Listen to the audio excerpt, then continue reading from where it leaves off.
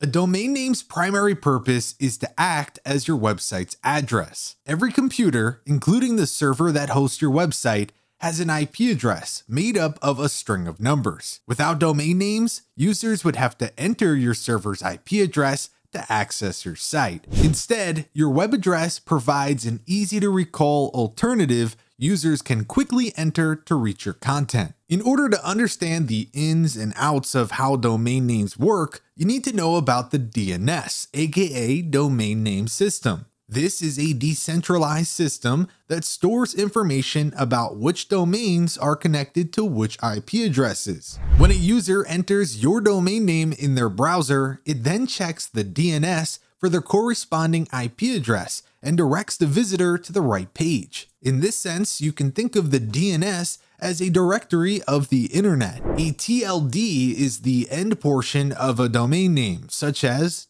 .com. One TLD doesn't work any better than another, but there are key differences between them. For example, .org is traditionally used for nonprofit organizations. Newer TLDs such as .blog or .shop might be used for content hubs and e-commerce sites. Others like .gov and .edu require additional verification because they include a certain level of authority. Your TLD may also influence the cost of your domain name. Your TLD may also influence the cost of your domain name.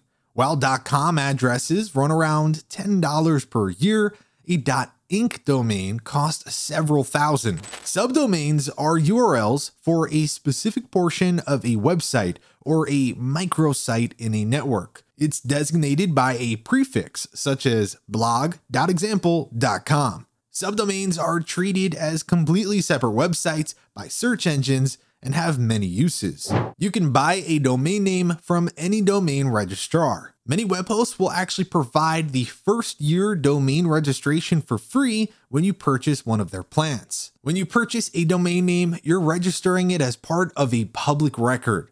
The Internet Corporation for Assigned Name and Numbers, aka ICANN, is responsible for maintaining a directory of who owns every domain name on the web.